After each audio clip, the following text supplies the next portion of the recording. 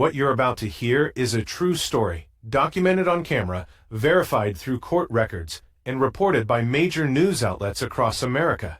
And by the time I finish telling you what happened on May 20th, 2014, you'll understand why this case sparked national outrage and why it still matters today. Because on that ordinary Tuesday evening in Tempe, Arizona, Dr. Ersula Ore, an assistant professor of English at Arizona State University, walked out of her classroom after teaching, headed toward her car in the warm Arizona twilight, and within 5 minutes found herself thrown to the ground, handcuffed and arrested.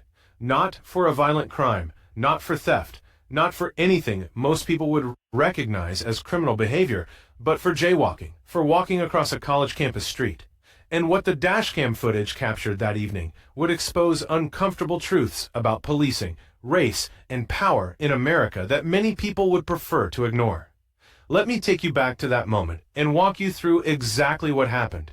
Who Dr. Ersula Ore is, what the video shows, how the legal system responded, and why this story should matter to every single person watching this.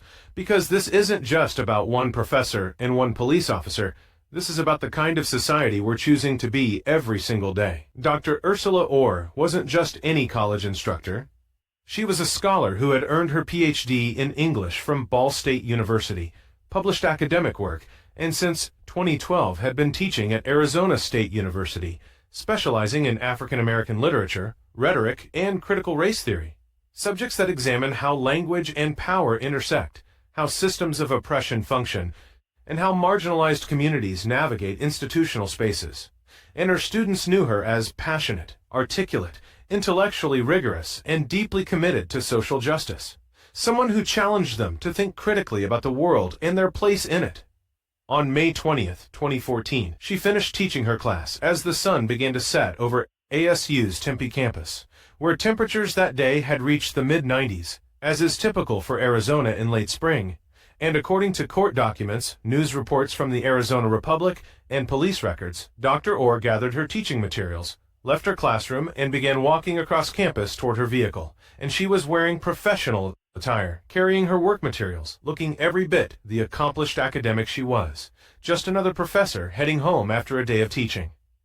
The exact location was near the intersection of 5th Street and College Avenue on ASU's campus, and according to police reports, there had been recent construction in the area and certain crosswalks were temporarily closed for safety reasons. And ASU police officer Stuart Farron, who was on patrol that evening, would later state that he observed Dr. Ore walking in the street rather than on the sidewalk, which he claimed violated Arizona traffic law because the street was not an officially designated pedestrian area at that time due to construction. And Officer Farron made the decision to stop Dr. Ore to address this alleged violation. Now, before we go further into what happened during that stop, you need to understand some context about Arizona State University's police department, because these aren't security guards with limited authority. ASU Police is a fully certified law enforcement agency with sworn peace officers who carry weapons, make arrests, and have the same legal powers as any city police department. And according to ASU's own website and public records, the department employs over 80 sworn officers serving a student population of more than 80,000 across multiple campuses. And their stated mission includes ensuring safety while respecting the rights and dignity of all community members. A mission statement that's about to become tragically ironic. Dr. Ore, walking to her car after a long day of teaching, suddenly heard someone call out to her. It was Officer Farron, and according to the police report, he asked her to stop, but Dr. Ore would later state in interviews and court documents that she was confused about why she was being stopped because she was simply walking to her car and hadn't been doing anything that she believed was illegal or dangerous. And this confusion, this initial moment of not understanding why a police officer was stopping her for walking, is where everything begins to unravel. Because what happens next depends entirely on your perspective about what police officers should do when someone questions their authority, and what citizens should do when they believe they're being stopped without legitimate cause. According to multiple news sources, including ABC 15 Arizona and the Associated Press, the interaction between Officer Farron and Dr. Ore quickly escalated, with Officer Farron telling Dr. Ore that she was jaywalking and demanding to see her identification, and Dr. Ore questioned why she was being stopped for simply walking, asking what law she had violated, and pointing out that other people were also walking in the area. But Officer Farron insisted that she provide identification immediately, and this back and forth continued for several minutes. And here's where we need to pause and understand what's really happening in this moment beyond the surface-level exchange of words. Dr. Ore is a professor of English and African American studies who teaches critical race theory, who studies systemic racism, who analyzes power structures for a living, and when she's stopped by a police officer for what seems to her like an arbitrary reason, her academic training and her lived experience as a black woman in America are telling her that something isn't right about this interaction. She's not being belligerent or aggressive. She's asking questions, trying to understand, doing exactly what she teaches her students to do, which is to question authority when that authority seems to be applied unfairly or arbitrarily. But meanwhile, Officer Farron is operating from a completely different framework, where his training and experience have taught him that when an officer gives a lawful order, compliance is expected immediately. Questions can come later. Identification must be provided when requested during a lawful stop, and resistance to orders escalates the situation and justifies increasing levels of force. So these two worldviews, these two fundamentally different understandings of what should happen during a police encounter, are about to collide violently on camera. The dashcam footage from Officer Farron's patrol vehicle, which was later obtained by multiple news organizations, including CBS 5 Arizona, and went viral online, shows the following sequence of events. And I want to warn you that what I'm about to describe is disturbing because it involves physical force, profanity, and a level of aggression that shocked millions of viewers when the video was released.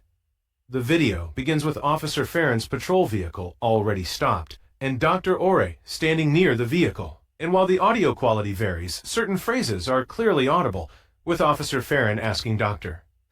Ore for her identification, and she responds by asking why she's being stopped, her tone questioning but not aggressive, saying something to the effect of asking what she did wrong. And Officer Farron tells her she was walking in the street, and she responds that other people were also in the street. And this exchange continues for perhaps 30 to 45 seconds, with neither party yelling at this point, but clear tension building, and Dr. Ore is not providing her ID, and Officer Farron is insisting that she must. Then Officer Farron tells Dr. Ore that she's going to be arrested for failing to provide identification. Because, according to Arizona law, refusal to provide identification during a lawful stop can be grounds for arrest, and Dr. Ore appears shocked by this escalation, saying something indicating she doesn't understand why walking is resulting in arrest. And Officer Farron moves toward her, reaching for her arm, and this is where everything changes in an instant, because Dr. Ore pulls her arm away, visible on the footage. She does not want to be grabbed, but Officer Farron interprets this as resistance, and within seconds he's attempting to physically control her. And Dr. Ore is verbally protesting, and then Officer Farron takes her to the ground. The footage shows a physical struggle with Officer Farron on top of Dr. Ore trying to control her arms to place her in handcuffs, and Dr. Ore is saying something that sounds like protests or objections. And at one point during this struggle, documented in the police report and visible in the footage, Dr. Ore kicks at Officer Farron, and the officer would later claim in his report that she kicked him in the shin and that her leg came up toward his groin area, though he blocked it.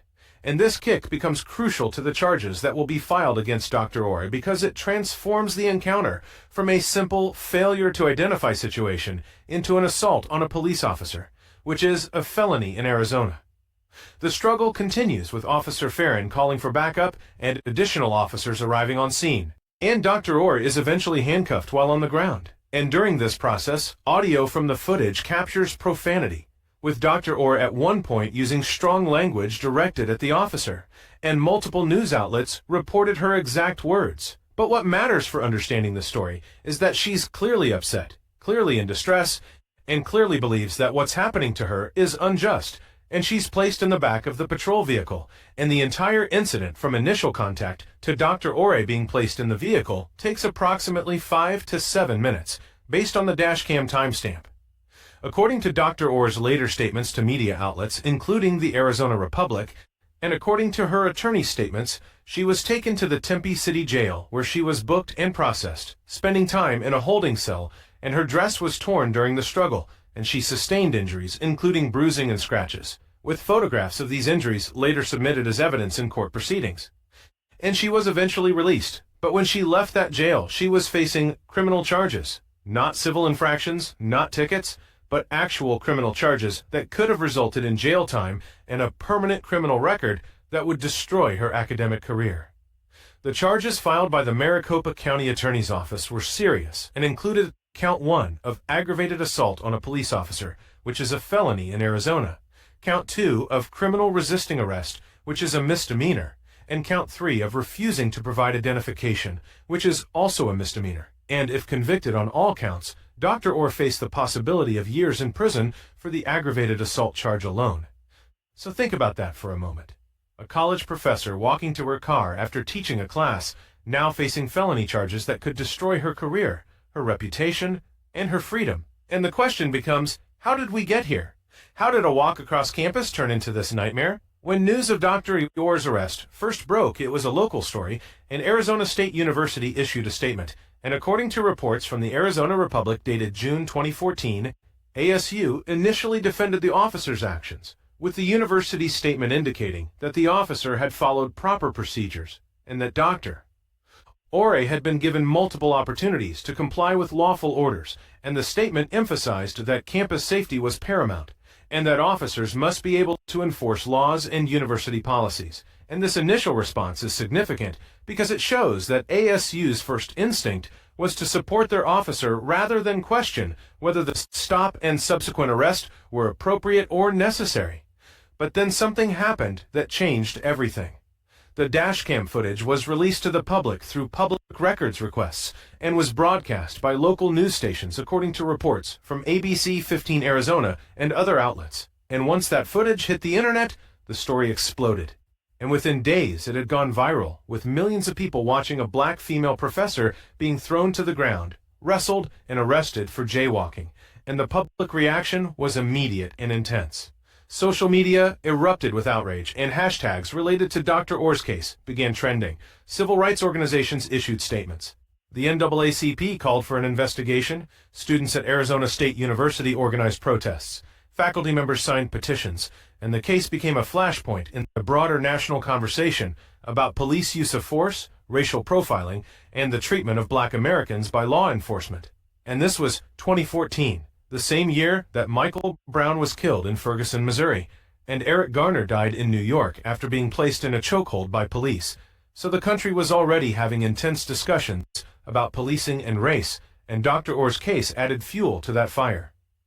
Legal experts weighed in through various news outlets, with some arguing that Officer Farron had legal justification for the stop and that Dr. Ore's refusal to provide ID and her physical resistance justified the arrest, pointing to Arizona Revised Statute 13, 2412, which makes it a crime to refuse to provide identification to a peace officer during a lawful stop, and noting that under Arizona law, even jaywalking is technically a petty offense that can justify a stop and request for identification. And they argued that once Dr. Ore refused to comply and then physically kicked the officer, the escalation of force was reasonable and necessary. But other legal experts and civil rights advocates saw it very differently. These critics argued that stopping someone for jaywalking, especially on a college campus where pedestrian traffic is constant, was pretextual and potentially discriminatory, questioning why Officer Farron chose to stop Dr. Ore specifically when, according to her account, others were also walking in the area. And they argued that the level of force used, taking a professor to the ground over jaywalking, was grossly disproportionate to the alleged offense. And they noted that Dr. Ore's initial resistance was merely pulling her arm away when the officer reached for her, which is a natural human reaction, not criminal resistance. And they pointed out that the kick occurred during a struggle that the officer had initiated by using physical force first. Dr. Ore hired attorney Eleni Roby to represent her. And according to court documents and news reports from the Arizona Republic and other sources, Roby argued that the charges against Dr. Ore should be dismissed, with the legal strategy including several arguments. First, that the initial stop was not legally justified, because Dr. Ore was simply walking on a college campus and posed no danger to anyone. Second, that Officer Farron escalated the situation unnecessarily by insisting on arrest for a minor infraction, rather than simply issuing a warning or citation. Third, that Dr. Ore's actions during the encounter, including her verbal questioning and her pulling away when grabbed, did not constitute criminal behavior, but rather were reasonable responses to what she perceived as unlawful detention. And fourth, that the aggravated assault charge was inappropriate given the circumstances, and that Dr. Ore was acting in self-defense during the physical altercation. The case proceeded through the court system with multiple hearings, according to public court records and news reports. And the prosecution representing the state of Arizona argued that the evidence clearly showed Dr. Ore had violated the law by refusing to provide identification and by assaulting Officer Farron, presenting the dashcam footage as evidence along with Officer Farron's testimony and the police report documenting the injuries the officer claimed to have sustained, while the defense countered with arguments about the disproportionate response, the questionable basis for the initial stop, and the context of Dr. Ore being a professional educator with no criminal history who was simply trying to understand why she was being detained. Media coverage intensified as the case progressed, with national outlets including CNN, NBC News, The Guardian, and other major news organizations picking up the story. And Dr. Ore gave interviews where she described her experience. And in one interview with a local Arizona news station, she stated that she felt she was being profiled, saying that as a black woman walking on campus, she was subjected to scrutiny that others might not face. And she talked about the fear she felt when the officer physically grabbed her, describing the humiliation of being thrown to the ground in her professional clothing, arrested in front of students and colleagues, and processed through the criminal justice system for jaywalking.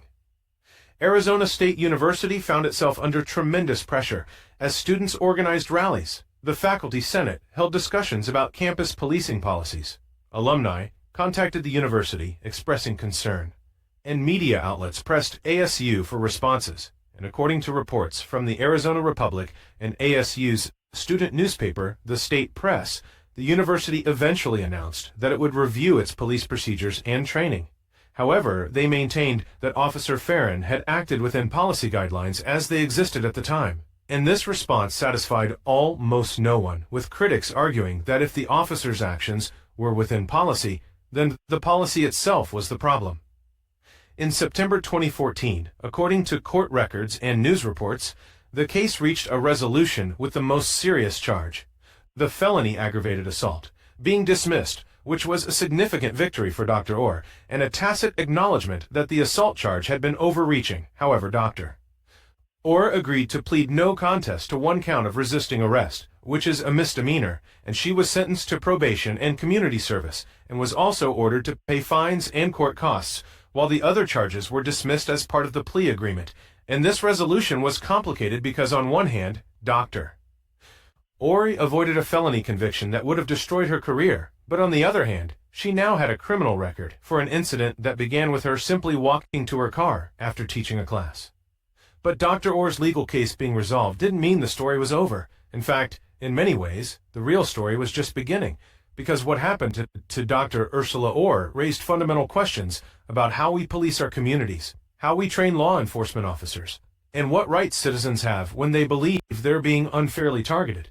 So Dr. Ore filed a civil lawsuit against Arizona State University and Officer Stuart Farron, and according to court documents and reports from the Arizona Republic dated 2015, the lawsuit alleged excessive force, false arrest, malicious prosecution, and violation of Dr. Ore's civil rights under the 4th and 14th Amendments, seeking damages for physical injuries, emotional distress, damage to reputation, and violation of constitutional rights. And the complaint detailed the entire incident, arguing that the university and its police department had failed to properly train officers in de-escalation techniques, cultural competency, and appropriate responses to minor infractions. And the lawsuit specifically noted that throwing someone to the ground and arresting them for jaywalking was objectively unreasonable, and that the force used was excessive given the circumstances.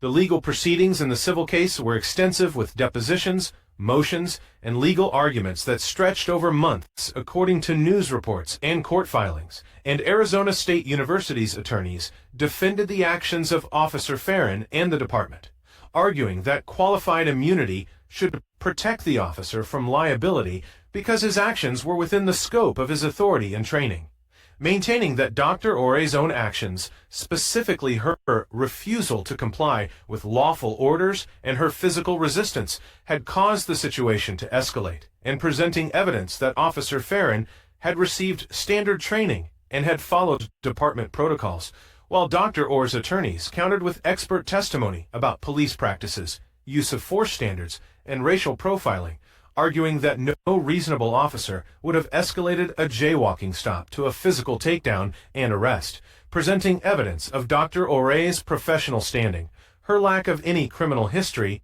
and the trauma she experienced as a result of the incident, and introducing evidence about patterns of policing that disproportionately impact people of color, arguing that Dr. Ore's race was a factor in how she was treated. In 2015, according to multiple news sources, including the Arizona Republic, the civil lawsuit was settled with the terms of the settlement being confidential, which is common in such cases. However, the fact that ASU chose to settle rather than take the case to trial suggested that the university recognized liability risks, and while the settlement amount was not publicly disclosed, settlements in excessive force cases can range from tens of thousands to millions of dollars, depending on the circumstances and injuries. And what's significant is that the settlement represented a form of accountability, an acknowledgement that something had gone wrong, even if no party admitted fault as part of the settlement agreement. Beyond the legal outcomes, Dr. Ore's case had ripple effects across Arizona State University and beyond, with ASU implementing changes to its police training and policies following the incident and the subsequent controversy, according to reports from the state press and other outlets, including enhanced training and de-escalation techniques for all campus police officers, new protocols for handling minor infractions like jaywalking with guidance that officers should generally issue warnings rather than make arrests for such offenses unless there are aggravating circumstances, additional oversight mechanisms for campus police activities, and forums for dialogue between students, faculty, and campus police to improve relationships and understanding. And these changes weren't voluntary gestures of goodwill. They came as a direct result of sustained pressure from the university community, media attention, and the legal actions taken by Dr. Ore, which is an important point because it demonstrates that accountability and reform often require people to fight for them. Dr. Ore could have quietly accepted the criminal plea deal, paid her fines, and moved on with her life. But instead, she chose to pursue the civil lawsuit, to speak publicly about her experience, and to demand changes that would benefit others who might face similar situations in the future. And that took courage, especially given the personal and professional risks involved in challenging a powerful institution and law enforcement. And Dr. Ore's case also became a teaching tool, with the incident being discussed in criminal justice courses, sociology classes, African American studies programs, and law schools across the country, according to academic publications and news reports used to illustrate concepts like implicit bias, use of force policies, the intersection of race and policing, and the challenges of police-community relations, with scholarly articles written analyzing the case from various perspectives and the dashcam footage shown in police training sessions as an example of how seemingly minor encounters can escalate and how officers might handle situations differently. Now, let me step back and look at Dr. Ore's case in the context of larger patterns and systemic issues, because what happened to her wasn't an isolated incident. It was part of broader trends in American policing that disproportionately affect people of color. And understanding these patterns helps us understand why this case resonated so powerfully with so many people. So let's talk about data. According to research published by the Bureau of Justice Statistics and studies conducted by academic institutions, including Stanford University's Open Policing Project, Black Americans are stopped by police at significantly higher rates than white Americans, even when controlling for factors like crime rates in different areas, with Black drivers more likely to be pulled over for minor traffic violations, Black pedestrians more likely to be stopped for low-level offenses like jaywalking, and once stopped black individuals more likely to have force used against them during the encounter. And these aren't opinions or anecdotes, these are statistical patterns documented across multiple studies and datasets spanning years of research. Stanford's research, published in various reports and academic papers, analyzed millions of traffic stops across the United States and found that black drivers were stopped more frequently than white drivers, and that the disparity decreased at night, when it's harder for officers to see the race of the driver before making the stop, suggesting that racial bias, whether conscious or unconscious, plays a role in officers' decisions about whom to stop. And the research also found that black drivers were more likely to be searched during stops, but were actually less likely to be found with contraband than white drivers who were searched, suggesting that the suspicion triggering the searches was often unfounded. When we apply this research context to Dr. Ore's case, questions emerge about why she was stopped when, according to her account, others were also walking in the area, and was her race a factor in Officer Farron's decision to stop her specifically? And while we can't know what was in Officer Farron's mind, and I'm not here to make claims about his personal beliefs or intentions, we can acknowledge that the broader pattern of disproportionate stops of black individuals creates a reasonable basis for Dr. Ore and others to question whether race played a role. And this isn't about accusing any individual officer of being racist. It's about recognizing that implicit biases, societal stereotypes, and institutional practices can result in discriminatory outcomes even when individuals don't consciously intend to discriminate. Let's also examine the issue of jaywalking enforcement specifically, because according to research compiled by organizations like the Governor's Highway Safety Association and academic studies on pedestrian enforcement, jaywalking laws are enforced inconsistently across the United States. And in many urban and campus environments, people regularly cross streets outside of designated crosswalks and are rarely stopped or cited, with enforcement tending to be selective. And multiple studies have found that when jaywalking laws are enforced, they're enforced disproportionately against people of color. And a notable example comes from Jacksonville, Florida, where data analysis by ProPublica, published in 2017, found that black pedestrians were significantly more likely to be stopped and cited for pedestrian violations than white pedestrians, even in areas where both groups were observed jaywalking at similar rates. This selective enforcement matters because it creates situations where laws that seem neutral on their face, laws that apply to everyone equally in theory, become tools of discriminatory practice, and when an officer has discretion about whom to stop for a minor offense that many people commit, and that discretion is exercised disproportionately against certain groups, the result is discriminatory, even if the law itself doesn't mention race. And Dr. Ore's case fits this pattern, because she was stopped for something that happens constantly on college campuses, walking across a street, and the stop escalated into a violent arrest for an educated professional who had every reason to question why she was being singled out. Now, let's talk about escalation and use of force, because according to data from the Police Executive Research Forum, which is an organization that studies law enforcement practices, and from academic researchers studying police use of force, there's been increasing recognition in recent years that many police encounters escalate unnecessarily due to officer training that emphasizes control and compliance over de-escalation and communication, and traditional police training often teaches officers that their safety depends on establishing control immediately, that any questioning of their authority is a threat, and that physical force is an appropriate response to non-compliance. And this training creates a framework where encounters that could be resolved through conversation instead become physical confrontations. In Dr. Ore's case, we see this dynamic clearly because she asked questions. She wanted to understand why she was being stopped. She didn't immediately produce her ID, and from her perspective, she was exercising her right to question what seemed like an arbitrary stop.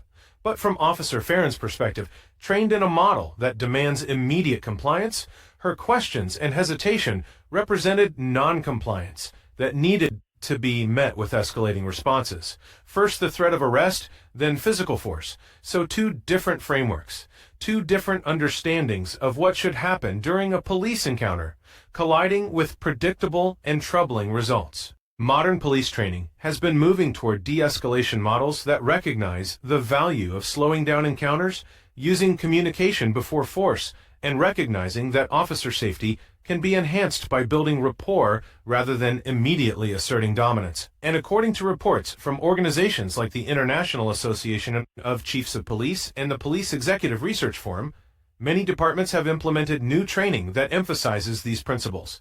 But in 2014, when Dr. Ore was stopped, such training was less common, and even today implementation is inconsistent across the thousands of law enforcement agencies in the United States.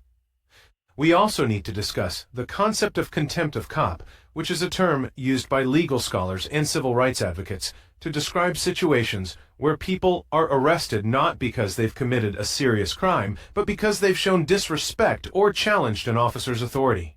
And while contempt of cop isn't an actual criminal charge, the reality is that laws like resisting arrest, obstruction, disorderly conduct, and failure to comply with lawful orders can be applied in ways that effectively punish people for verbal challenges or minor acts of noncompliance. And Dr. Ore's case could be seen through this lens because she questioned the stop, she used profanity, she pulled her arm away, and these actions, which didn't threaten anyone's safety, resulted in her being thrown to the ground and charged with felonies.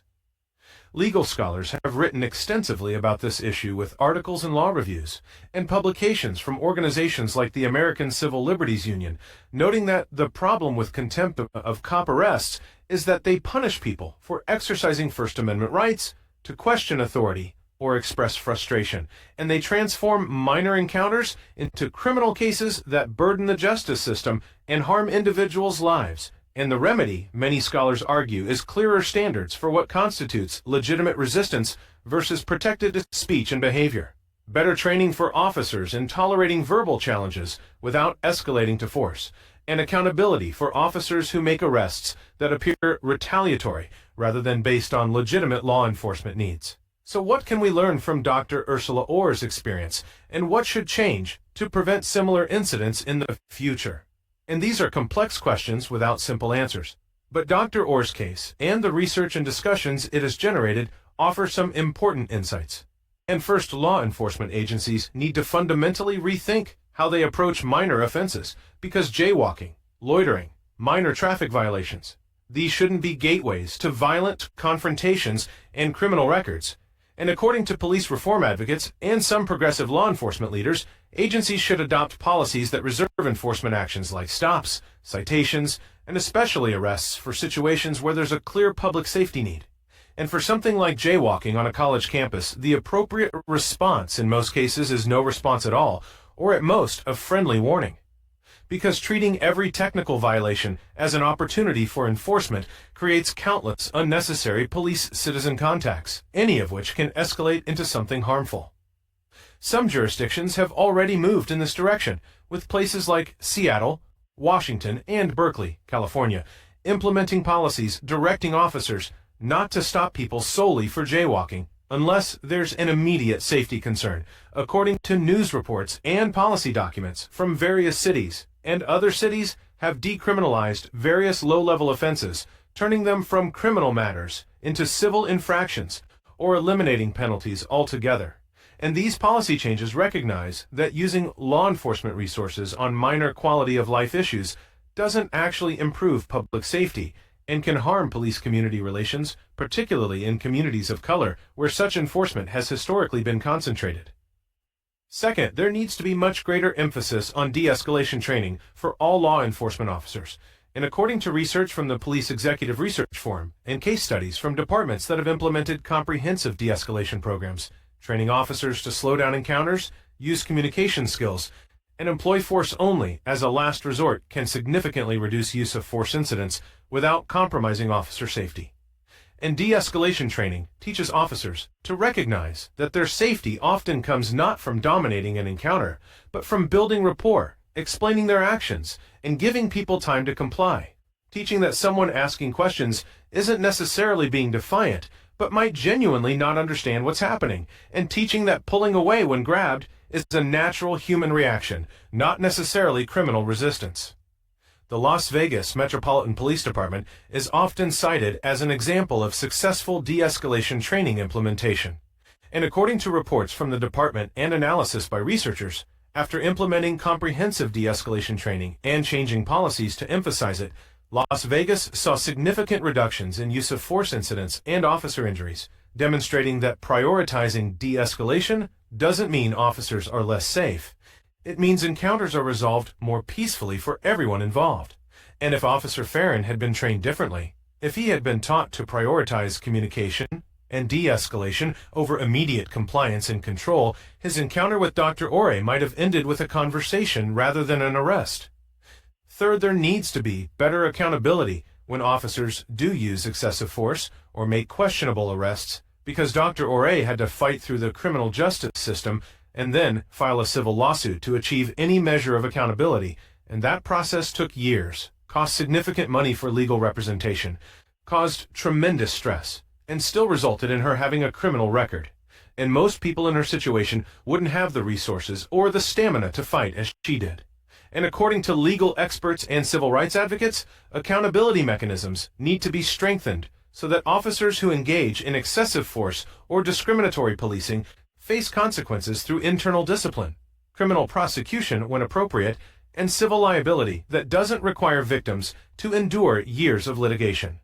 Some reform proposals include eliminating or limiting qualified immunity, which is the legal doctrine that shields officers from civil liability in many cases. And according to legal scholars and organizations like the ACLU, qualified immunity makes it extremely difficult to hold officers accountable in civil court because plaintiffs must show that the officer violated clearly established constitutional rights, which is a very high bar, and eliminating or reforming qualified immunity would make it easier for people like Dr. Or to seek compensation and hold officers accountable, while other proposals include mandatory independent investigations of use of force incidents, stronger civilian oversight boards with real power to discipline officers, and prosecution of officers who file false or exaggerated charges as retaliation for people asserting their rights. Fourth, there needs to be ongoing training and institutional commitment to addressing implicit bias and racial profiling. And according to research in psychology and social science, everyone has implicit biases, unconscious associations, and stereotypes that can influence decision-making. And for police officers whose jobs require split-second decisions, often in ambiguous situations, these biases can have profound effects on whom they stop, how they interpret behavior, and when they use force, and training programs that help officers recognize and counteract their biases can reduce discriminatory outcomes. But according to experts in police training, bias training is most effective when it's not a one-time session, but an ongoing institutional commitment, when it's integrated into all aspects of training and policy, and when it's accompanied by clear policies against racial profiling and strong accountability for discriminatory behavior. The Department of Justice has developed resources and conducted interventions in police departments across the country aimed at addressing biased policing, and according to DOJ reports and consent decrees from various jurisdictions. Successful interventions include collecting and analyzing data on stops and searches to identify patterns of discrimination, implementing early warning systems to identify officers with patterns of problematic behavior, and creating community oversight and engagement mechanisms. And these interventions recognize that changing policing practices requires systemic change, not just individual officer improvement. Fifth, educational institutions specifically need to reconsider the role and practices of campus police, because universities have a special obligation to create environments where students and faculty feel safe to learn, explore ideas, and engage in the kind of questioning and intellectual independence that education requires. And according to educators and campus safety experts, heavy-handed policing on campus undermines this educational mission, and campus police should be trained differently from municipal police with greater emphasis on community policing, mental health response, and recognizing that the populations they serve are learning and developing, not primarily engaged in criminal activity.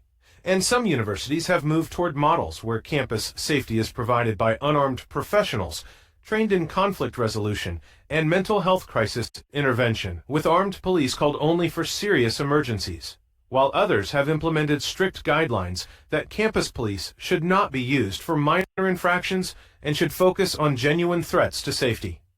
Dr. Ore's case prompted exactly these kinds of discussions at Arizona State University and other institutions. And according to reports from campus newspapers and higher education publications, many universities examined their campus policing policies in the wake of her case, with some implementing new training, some changing their enforcement priorities, and some creating new oversight mechanisms. And these changes represent progress, though advocates note that implementation varies widely and that ongoing vigilance is necessary to ensure that policies on paper translate to changed practices on the ground. Sixth, we need to have honest conversations about what we want from police and what role law enforcement should play in our society. And according to public opinion, research, and discussions in criminal justice reform circles, there's growing recognition that we've asked police to do too much, to be social workers and mental health counselors and homeless outreach specialists and drug treatment providers and educators in addition to their traditional law enforcement role. And this mission creep means police are inserted into countless situations where their training in law enforcement and use of force isn't what's needed. And for something like Dr. Ore walking across campus, did we need a law enforcement response at all? Could a campus staff member have simply said hello and mentioned that there was construction and people should use the sidewalk? Would that have accomplished any legitimate goal better than a police stop? Many reform advocates, drawing on models from other countries and pilot programs in some U.S. cities, argue for reducing the footprint of armed law enforcement and creating alternative response systems for situations that don't involve violence or immediate danger. And according to reports on programs in places like Eugene, Oregon, which has operated a non-police crisis response team for over 30 years, and Denver, Colorado, which launched a similar program more recently, sending unarmed professionals trained in mental health and conflict resolution to handle certain types of calls, results in better outcomes, fewer arrests, less use of force, and cost savings. And applying this principle broadly would mean rethinking when we deploy armed officers with arrest powers and when we use other approaches. These are not easy changes because they require rethinking systems that have been in place for generations. They require overcoming resistance from police unions and from segments of the public who are fearful of crime and believe that more aggressive policing makes them safer. They require funding and political will, but Dr. Ore's case, and thousands of others like it, demonstrate the costs of the status quo. Costs measured in traumatized individuals, damaged community trust, wasted resources, and perpetuation of racial inequities. And the question isn't whether the current system is perfect, because it clearly isn't, but whether we have the courage to demand and implement something better. So what happened to the people at the center of this story, and where are they now years after that evening in May 2014? And Dr. Ersula Ore continued her academic career, despite the trauma and disruption caused by her arrest. And according to her professional profiles and university records, she remained on the faculty at Arizona State University for some time after the incident, continuing to teach courses in English, African American literature, and rhetoric, and her academic work, which had always engaged with issues of race, power, and social justice, took on new dimensions, informed by her personal experience with the criminal justice system. And she became more vocal in public discussions about policing, racial profiling, and the experiences of Black professionals in predominantly white institutions. In interviews and public appearances following the resolution of her legal cases, Dr. Ore spoke eloquently about what the experience taught her, discussing the disconnect between her professional status and the way she was treated by law enforcement, noting that her degrees and accomplishments meant nothing when she was seen first and foremost as a Black woman who could be presumed to be criminal or non-compliant. And she talked about the psychological impact of being physically assaulted by someone in authority, of being processed through a jail designed for actual criminals, when her only crime was walking to her car and asking questions. And she described feeling both angry and determined, refusing to let the incident silence her or make her retreat from advocacy. Dr. Ore also spoke about the broader community response and how it sustained her during difficult times. And according to her statements in various forums, she received overwhelming support from colleagues, students, and people across the country who saw her case as emblematic of larger injustices. and this support network helped her endure the stress of legal proceedings and gave her strength to continue fighting rather than accepting a plea deal quietly and moving on. And she emphasized that individual courage matters, but that systemic change requires collective action, and that the response to her case showed what's possible when people demand accountability. As for Officer Stuart Farron, public records indicate that he remained employed by Arizona State University Police Department after the incident, and according to news reports, he was not disciplined by the department in connection with the Ore case, with ASU's review of the incident concluding that he had followed department policies as they existed at the time, which critics argued simply meant the policies themselves were inadequate, and this lack of internal discipline was one of the reasons Dr. Ore pursued civil litigation, arguing that without consequences, officers would have no incentive to change their behavior, and the civil settlement, while confidential, represented a form of accountability that the internal process had not provided. It's worth noting that Farron's perspective, as conveyed through police reports and legal documents, was that he had conducted a lawful stop for a legitimate violation, that Dr. Ore's refusal to provide identification justified arrest under Arizona law, and that he used reasonable force in response to her physical resistance. And from his point of view, he was doing his job as trained and as authorized by law, and this highlights one of the central tensions in police reform debates, which is when officers act in accordance with their training and department policies. But the outcomes are unjust. Is the problem the individual officer or the system that trained and authorized them? And most reform advocates would argue it's both, that individual officers must be held accountable for their choices, while simultaneously recognizing that systemic change is necessary to prevent future incidents. Arizona State University as an institution implemented the policy changes I mentioned earlier, but the broader question of campus policing remains contested, and according to reports from the state press and other campus media outlets, student activists have continued to press for more fundamental changes in how campus safety is provided, with some calling for reducing the size and role of the armed police force, redirecting funding to mental health services and non-police safety programs, and establishing genuine community oversight with power to discipline officers and change policies. And these demands reflect a broader movement on college campuses nationwide, particularly following the 2020 protests after George Floyd's murder, to reimagine public safety without reflexively relying on traditional policing models. ASU's response to these ongoing demands has been mixed, with the university making incremental changes to training and policies according to university statements and public records, but resisting more fundamental restructuring of their police department, and university administrators have emphasized the need for security given the size of the campus and the surrounding urban environment, arguing that their police force serves important safety functions, while critics counter that very few of the calls campus police respond to involve serious crimes requiring armed law enforcement, and that most situations could be handled by unarmed professionals or by relying on municipal police for the rare, genuinely dangerous incidents. The broader community conversation about the case has evolved over time, with the immediate aftermath focusing on the specific incident and the specific actors involved.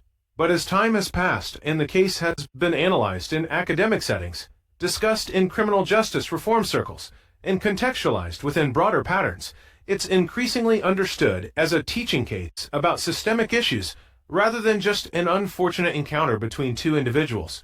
And this shift in framing is important because it moves us beyond blaming or defending specific people and toward examining the structures, policies, and cultural assumptions that create the conditions for such incidents to occur regularly.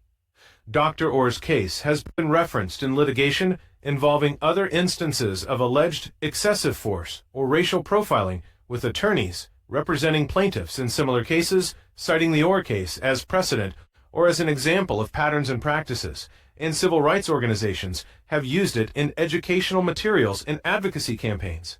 And it's become part of the historical record of American policing in the 21st century, one of many cases that document how race, authority, and violence intersect in everyday encounters. One particularly significant legacy of Dr. Ore's case is its contribution to the documentation of police encounters through video. because the dashcam footage was crucial in allowing the public to see exactly what happened, rather than relying solely on conflicting accounts from Dr. Ore and Officer Farron. And in the years since 2014, there's been accelerated adoption of body cameras and continued emphasis on the importance of video evidence in police accountability. And according to research from organizations studying body camera implementation, video evidence doesn't automatically ensure accountability, as interpretation of what video shows can still be contested. But it does provide an objective record that can counter false or incomplete police reports and can validate civilian complaints that might otherwise be dismissed. The case also contributed to growing recognition of what some scholars call the professional penalty, which is the phenomenon where black professionals face discrimination and violence despite their education and accomplishments. And Dr. Ore's story resonates powerfully because she represents success according to American meritocratic ideals, in that she earned advanced degrees, achieved professional status, contributed to her field and her community, yet none of that protected her from being thrown to the ground and arrested for jaywalking.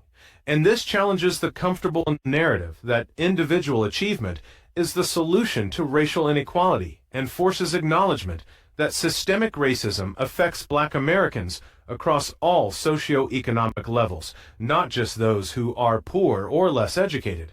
Now I want to talk directly to you, the person watching this video right now, because you've made it this far through Dr. Ersula Ore's story. You've seen the footage, you've heard the facts, you've learned about the context and the aftermath.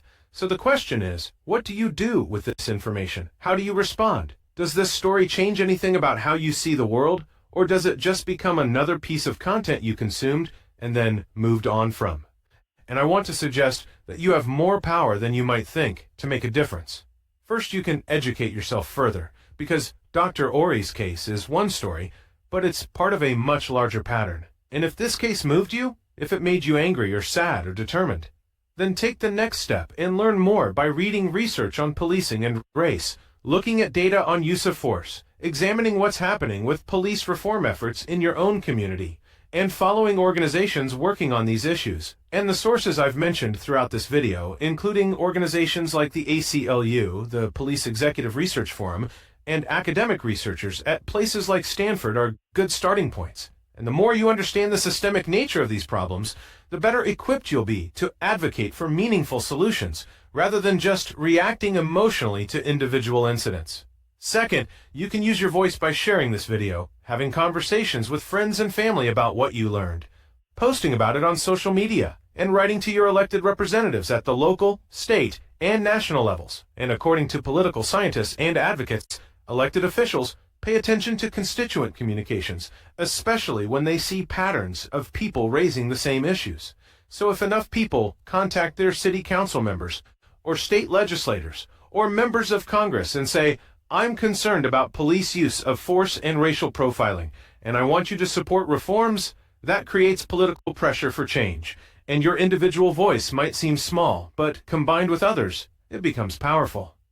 Third, you can support organizations doing this work, because there are civil rights organizations, legal defense funds, community advocacy groups, and research institutions working to reform policing and advance racial justice.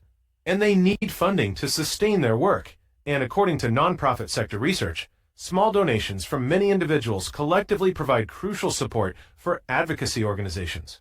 So if you're in a financial position to donate even a modest amount to an organization whose work on these issues you respect, that's a concrete way to contribute to change. And if you can't donate money, you can donate time by volunteering with local organizations working on criminal justice reform or racial justice in your community. Fourth, you can pay attention to what's happening in your own community and show up when it matters. And according to community organizing experts, local change often starts with people attending city council meetings, school board meetings, and community forums where policies are discussed and decisions are made. So if there's a proposal for police reform in your city, show up to the public hearing and speak in support. If there's a civilian oversight board being created, participate in the process. If there's a community organization advocating for change, join them at rallies and actions, because democracy requires participation.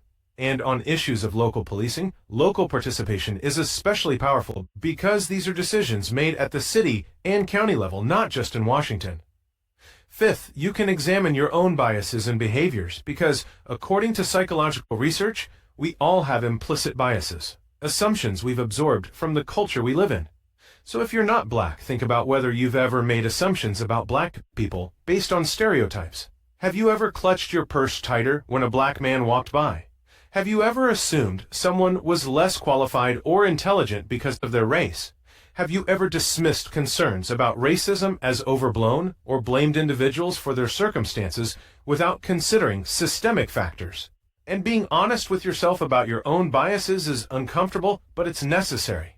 And if you're in a position where you have influence over other people's opportunities, whether that's in hiring, housing, education, or any other context, being aware of and working to counteract your biases can make a real difference in individuals' lives. Sixth, if you're a parent, educator, or mentor, you can have conversations with young people about these issues in age-appropriate ways. And according to child development experts and educators, even young children are aware of race and can benefit from honest conversations about fairness, justice, and treating everyone with respect, regardless of what they look like. And as children get older, they can engage with more complex discussions about systemic racism, the history of policing, and contemporary debates about reform, and teaching the next generation to think critically about these issues and to value justice and equality is how we create long-term cultural change. Seventh, and this is specifically for those of you who work in law enforcement or are considering careers in policing, you have unique power and responsibility, and according to police officers who've spoken out about problems within their departments, change often requires courage from officers willing to challenge bad practices, to intervene when colleagues are using excessive force, to report misconduct rather than remaining silent, and to advocate internally for better training and policies.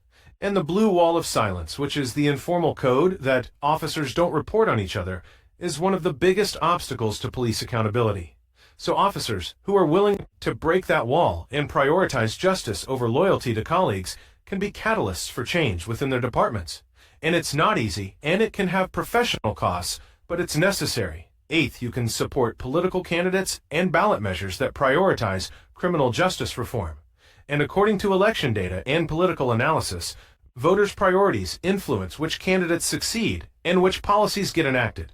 So if you make criminal justice reform a priority in how you vote, if you support candidates who have concrete plans for police accountability and racial justice, if you vote for ballot measures that redirect funding toward community services rather than just more policing, that sends a signal and shapes policy outcomes, and encourage others to vote with these issues in mind as well. Ninth, you can amplify the voices of people directly affected by these issues, because, according to communications, research and advocacy strategy, stories and perspectives from people with lived experience of police violence and racial profiling are powerful in changing hearts and minds. So if you have a platform, whether that's a large social media following or a classroom or a community group, use it to elevate the voices of Black activists, formerly incarcerated people, families who've lost loved ones to police violence, and communities organizing for change. And don't talk over these voices or claim to speak for these communities, but amplify what they're already saying and create space for them to be heard. 10th, you can practice accountability in your own life and institutions. So if you witness someone being harassed or profiled, intervene safely. If you see discriminatory behavior in your workplace or school or community, speak up. If you're in a position of authority or influence within an institution, use that position to push for equitable policies and practices. And according to organizational change, research transformation happens when people at all levels of an organization commit to it, not just when leaders make pronouncements. So being willing to have difficult conversations, to challenge the status quo, and to hold yourself and others accountable is how culture changes. Now, I know some people watching this might be thinking, but what about police officers? Don't they have a difficult job? Aren't we being unfair to them? And these are legitimate questions, because policing is indeed a difficult job where officers face dangerous situations and have to make split-second decisions. And most officers are decent people, trying to do their jobs well, but acknowledging these realities doesn't contradict the need for reform. And we can appreciate the challenges of policing, while also insisting on accountability. When things go wrong, we can support good officers while demanding consequences for bad ones. We can recognize that the system itself, the training, the policies, the culture, often sets officers up to fail by not preparing them for the complex human situations they encounter. So reform isn't about demonizing police officers. It's about creating systems that support them in doing their jobs justly and effectively while protecting the rights and dignity of everyone they encounter. I also want to address those of you who might be skeptical about whether racism is really a significant factor in cases like Dr. Ore's. Maybe you think she should have just complied. Maybe you think if she'd shown her ID immediately, nothing bad would have happened. Maybe you think discussions of race are divisive or exaggerated, and I'd encourage you to sit with those reactions and ask yourself why you're more comfortable blaming Dr. Ore for asking questions than questioning why a professor walking to her car was thrown to the ground. And ask yourself whether you'd have the same reaction if the person in this story was a white professor. And examine whether your resistance to acknowledging racism comes from genuine analysis or from discomfort with having your view of the world challenged. And consider engaging seriously with the research and data I've referenced throughout this video, not dismissing it, but actually looking at what it shows about disparate treatment and outcomes. The reality is that individual incidents always involve complexity, where Dr. Ore made choices and Officer Farron made choices, and we can debate what each of them should have done differently. But when we zoom out and look at patterns, when we see thousands of cases where black individuals are stopped more frequently, treated more harshly, and subjected to more force than white individuals in similar circumstances, we have to acknowledge that something systemic is happening. And this isn't about blaming individual officers or claiming that every single traffic stop is racist. It's about recognizing that racial bias, both conscious and unconscious, affects decision-making throughout the criminal justice system, and that these cumulative effects create profound inequities that harm individuals and communities. Let me bring us back to where we started with May 20th, 2014. A college professor walking to her car after teaching a class. A police officer deciding to stop her for jaywalking. 5 minutes that changed a life and exposed truths that many people would prefer to ignore. And Dr. Ersula Ore's story is extraordinary in that it was captured on video, went viral, and resulted in settlement and policy changes. But it's also ordinary in that it represents something that happens every day to Black Americans across this country. Being stopped, questioned, treated as suspicious, subjected to force, and having to prove their humanity and their right to exist peacefully in public spaces. The question this case poses to us is simple but profound. What kind of society do we want to be? Do we want to be a society where someone walking across a college campus can be violently arrested for a technical violation that most people commit regularly without consequence? Do we want to be a society where your race determines how likely you are to be stopped by police, how you're treated during that encounter, and whether you emerge from it with your dignity and freedom intact? Do we want to be a society where people with power like police officers can use that power with impunity? Or do we want accountability and justice? And the answers might seem obvious when stated this way. But the reality is that we tolerate these injustices every day through our inaction, through our silence, through our unwillingness to demand and fight for something better. Dr. Ore could have remained silent after her arrest. She could have paid her fines, accepted her plea deal, and tried to forget the whole thing happened.